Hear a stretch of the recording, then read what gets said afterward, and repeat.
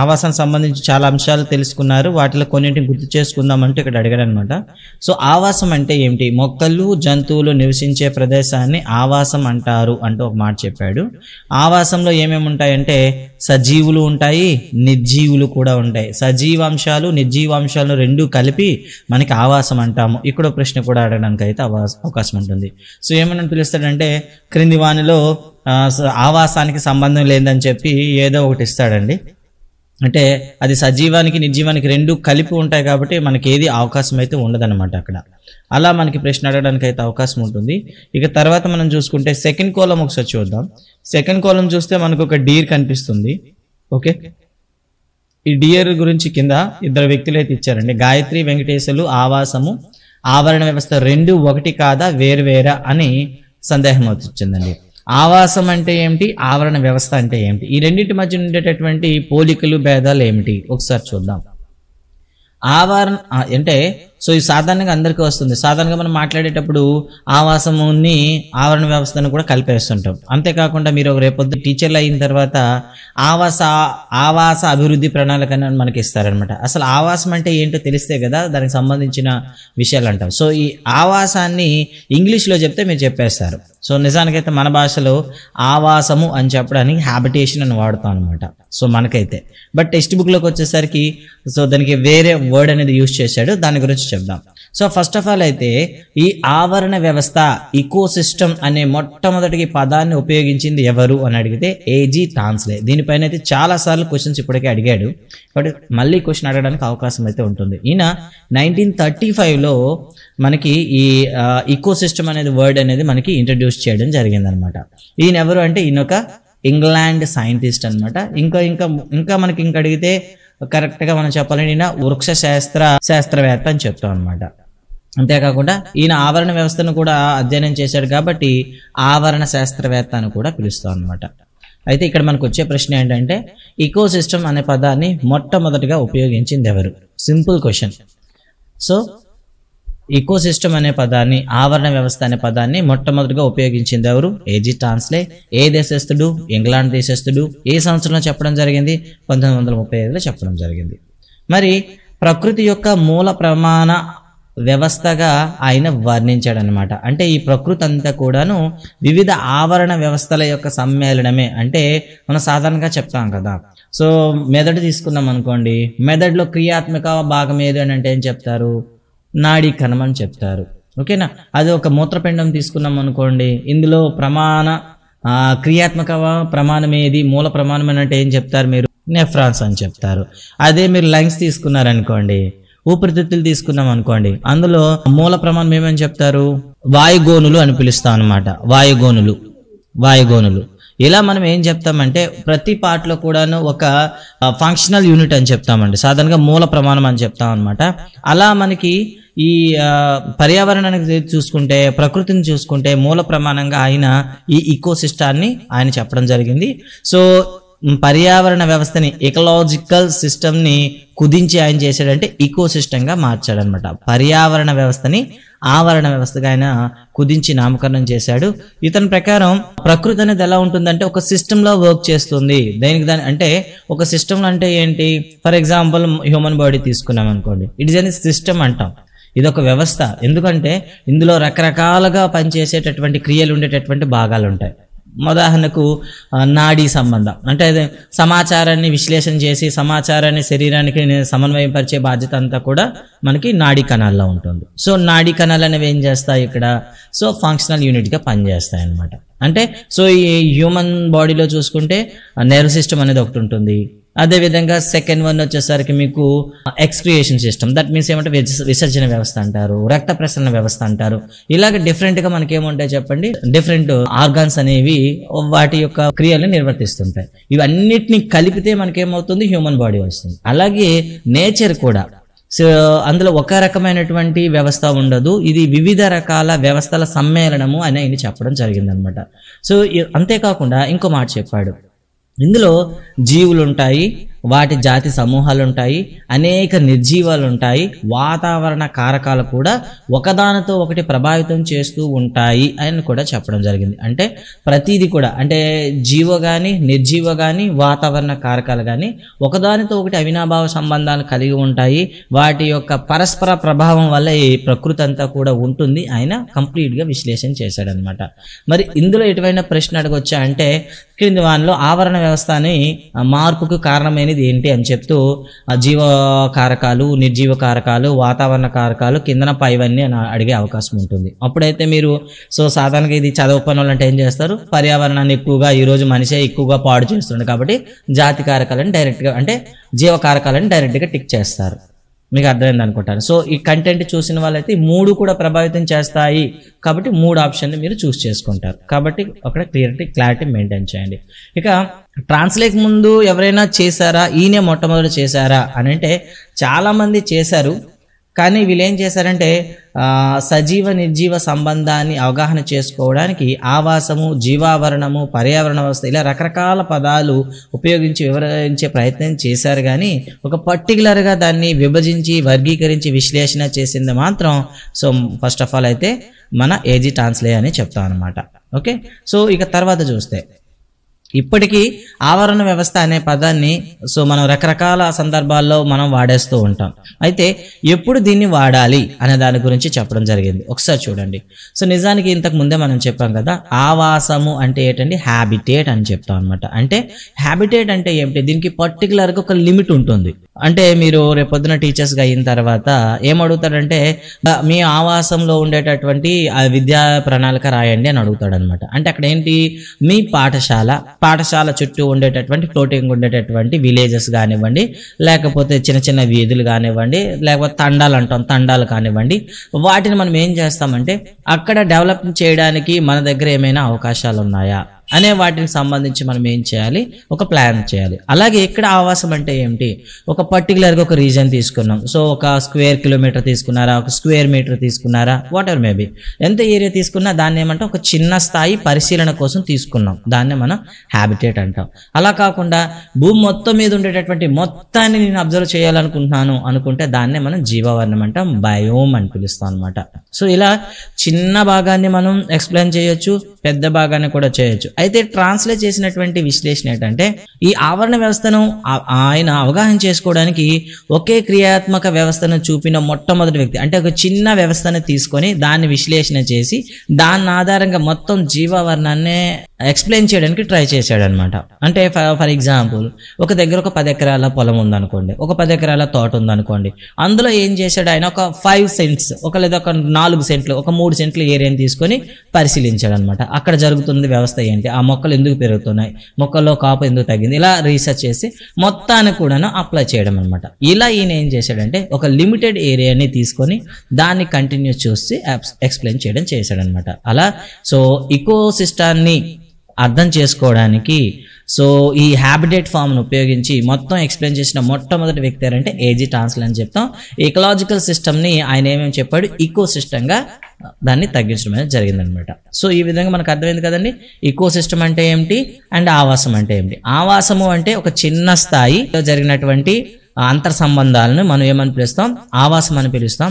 ఈ ఆవాసాన్ని మిగతా వాటితో మనం కంపేర్ చేసుకొని మిగతా వాటికి అన్వయిస్తే దాన్ని ఇకలాజికల్ సిస్టమ్ అంటాం, ఆవరణ వ్యవస్థ అంటాం అనమాట.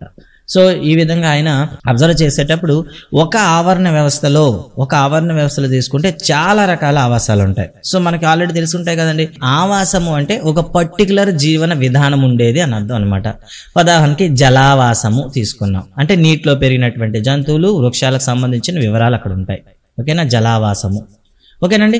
అదేవిధంగా మీరు ఇంకేం తీసుకున్నారు, ఎడారి ఆవాసం తీసుకున్నారు. ఎడారి అనేసి అంటే ఏముంటుంది, అక్కడ ఒక మొక్కలకు కానీ జంతువులు కానీ ఒక ప్రత్యేకమైన జీవన విధానం ఉంటుంది. ఇలా ఒక ప్రత్యేకమైన భాగాన్ని మనం ఆవాసం అని పిలుస్తాం. ఇలా మన భూమి మీద రకరకాలు ఉన్నాయి. ఫర్ ఎగ్జాంపుల్ పర్వత ఆవాసాలని పిలుస్తాము, ఎడారి ఆవాసాలని పిలుస్తాము, అలా జలావాసాలని పిలుస్తాము, మహాసముద్ర ఆవాసాలని పిలుస్తాం. అంటే ఒక పర్టికులర్ రీజన్ అనమాట. ఇలా ఆవాసాలన్నీ కలిపితే మనకేమొస్తుంది, ఆవరణ వ్యవస్థ ఉంటుంది. ఆయన క్లియర్ కట్గా చెప్పడం జరిగింది. ఇప్పుడు మీకు అర్థమైంది అనుకుంటాను ఆవాసం అంటే ఏంటి, ఆవరణ వ్యవస్థ అంటే ఏంటి. మీకు అర్థమైందని నేను ఎక్స్పెక్ట్ చేస్తున్నా. ఓకే, ఆవాసము అంటే ఏమిటి, ఆవరణ వ్యవస్థ అంటే ఏమిటి క్వశ్చన్ అండి. సో ఇక్కడే ఉంది కదా, మనం పరిశీలనకు ఉపయోగించుకునే ఒక పెద్ద భాగాన్ని ఆవాసం అని ఇచ్చాడనమాట.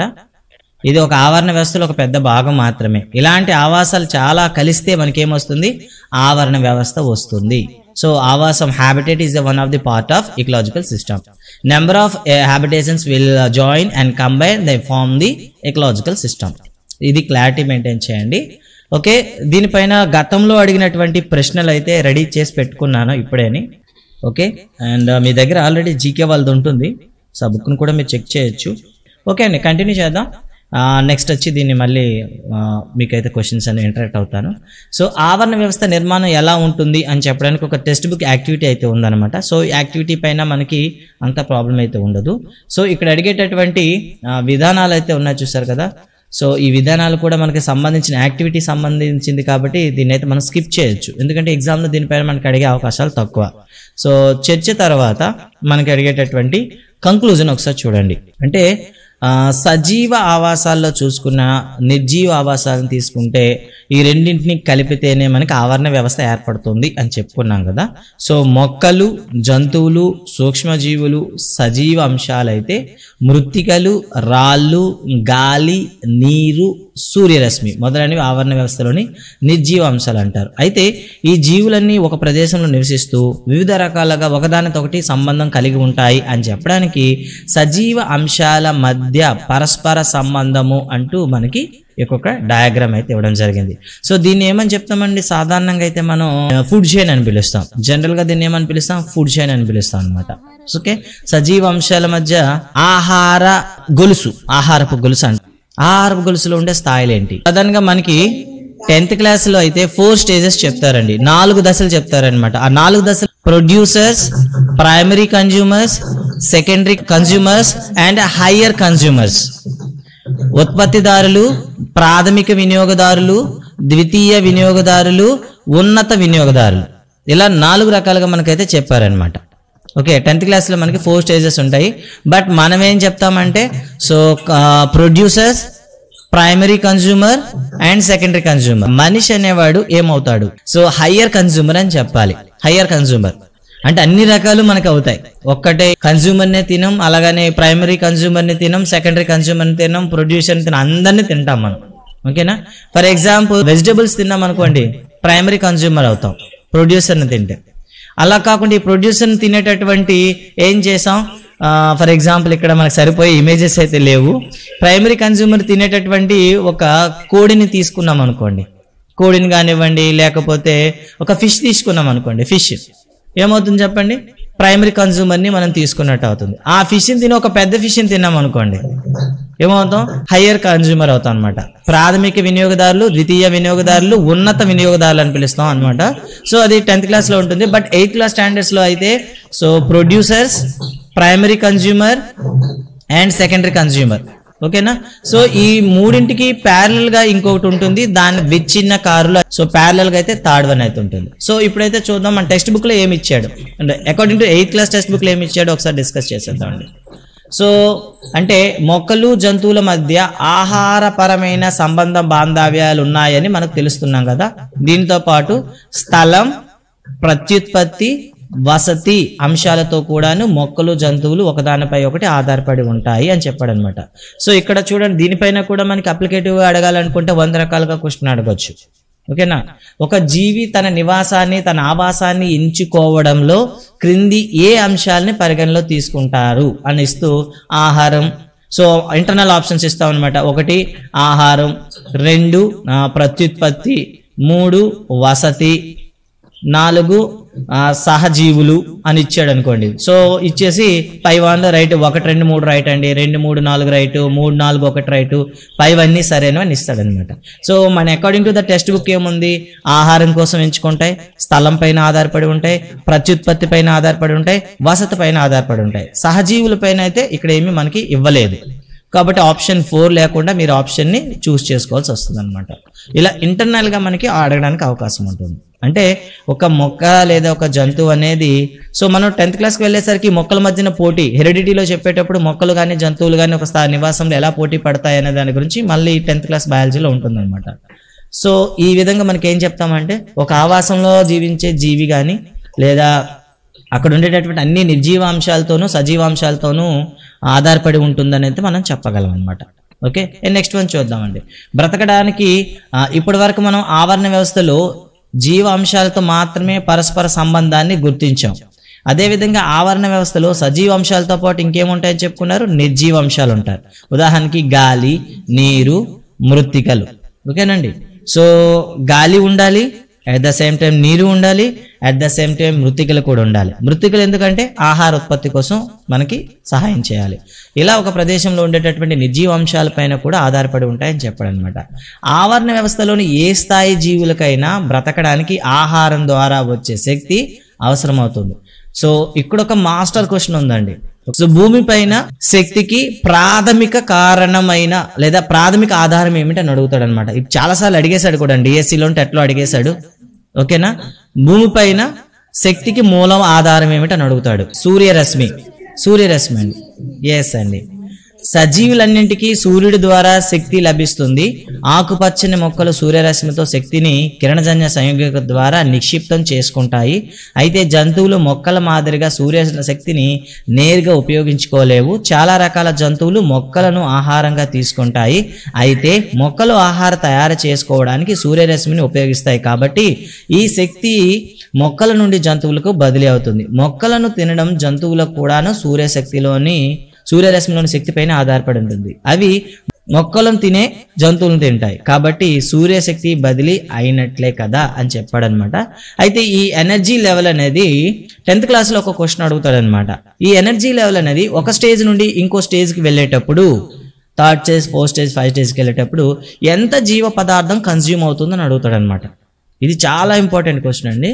సో మనం చెప్పాం కదా, ప్రొడ్యూసర్స్ అన్నాం, primary consumer, secondary consumer. For example ఒక యానిమల్ ఉందండి, ఒక కోడి తీసుకుందాం అనుకోండి. ఒక కోడి తీసుకున్నాం, ఇది ఒక 10 kgs గ్రాస్ తీసుకుందాం అనుకోండి. 10 kgs గ్రాస్ తిందనుకుందాం. సో గ్రాస్కి సంబంధించి ఏదో ప్రైమరీ తిందనుకోండి.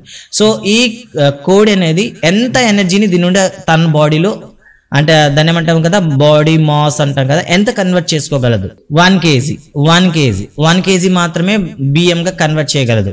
సో అగైన్ ఈ కోడిని ఒక ఫాక్స్ గానో లేకపోతే ఇంకేదో తీసుకుందాం అనుకుందాం. ఓకేనా, ఫాక్స్ కానీ లేకపోతే ఇంకేదో సంథింగ్ ఒక డాగ్ కానీ తీసుకుందాం అనుకుందాం. సో ఈ డాగ్ అనేది ఈ 1 kg కోడిని తిన్న తర్వాత ఎంత శాతం తనలో స్టాక్ చేయగలదు? అగైన్ 10%. కేవలం 100 grams మాత్రమే ఇంక్రీజ్ చేయగలదు. 100 grams మాత్రమే. సో అదే డాగ్ని ఇంకో యానిమల్ తిందనుకుందాం. సో ఈ యానిమల్ ఎంత రిసీవ్ చేసుకోగలదు అంటే 100లో మళ్ళీ 10% కట్టండి, 10 grams. ఇక హైయర్ లెవెల్కి వచ్చేసరికి ఏమైంది? 1 gram అయిపోయింది. చూసారు కదా. అంటే ఇక్కడ మీకు అడిగే క్వశ్చన్ ఏంటంటే, క్యాలిక్యులేషన్ ఏంటంటే, ప్రతి స్టేజ్లో కూడాను 90% కన్జ్యూమ్ అవుతుంది, 10% ఫార్వర్డ్ అవుతుంది. సో ఇంతవరకు ఓకే సార్, బాగానే ఉంది, మరి 90% ఏమవుతుంది అని ప్రశ్న కూడా అడుగుతాడు అనమాట. ఈ 90% ఎనర్జీ అంతా కూడాను హీట్ రూపంలో కన్జ్యూమ్ అయిపోతుంది అనమాట. బాడీ హీట్ రూపంలో కన్జ్యూమ్ అయిపోతుంది. సో ఎనర్జీ అనేది ఉష్ణంగా కన్వర్ట్ అయిపోతుంది అనమాట. సో ఇది దీనిపైన ఇది 10th క్లాస్లో ఉంటుంది కాన్సెప్ట్ అనేది. సో ఇక్కడ వచ్చింది కాబట్టి మనం డిస్కస్ చేస్తాం. Okay, let's move for the next one. ఆవరణ వ్యవస్థలో శక్తి బదిలీ విధానాన్ని వివరించేటప్పుడు శాస్త్రవేత్తలు ఆహారపు గొలుసు అనే పదాన్ని వాడారు. అయితే నాకు ఒక క్వశ్చన్, ఈ ఆహారపు గొలుసుని మొట్టమొదటిగా మీకు పరిచయం చేసిన వ్యక్తి ఎవరు? మీకు టెక్స్ట్ బుక్ చూపించి చెప్తాను.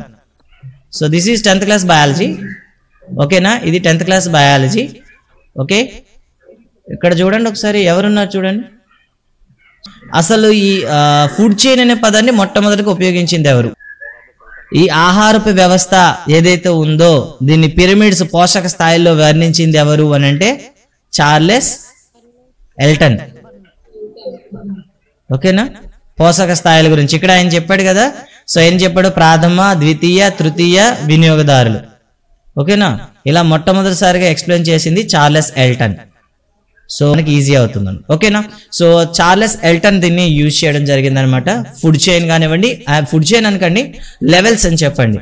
సో ఈ ఎనర్జీ కన్జ్యూమ్ అయ్యేటప్పుడు ఉండే లెవెల్స్ ని యూజ్ చేసింది ఎవరంటే చార్లెస్ ఎల్టన్. దాని ప్రకారమే మన వాళ్ళందరూ కూడా తయారు చేస్తారనమాట. ఇక్కడ ఎవరెవరు ఉంటారండి?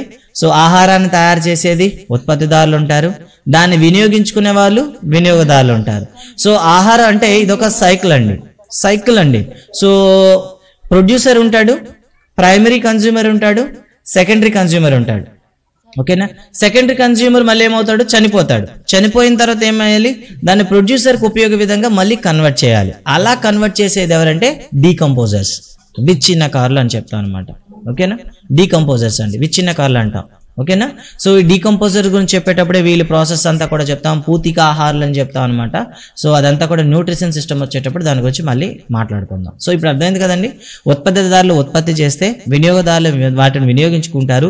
వినియోగదారుల అనంతరం ఆ వినియోగదారులను తిరిగి ఉత్పత్తిదారులకు ఉపయోగపడేలుగా మార్చే వాళ్ళు ఎవరంటే డీకంపోజర్స్, విచ్ఛిన్నకారులు అండి.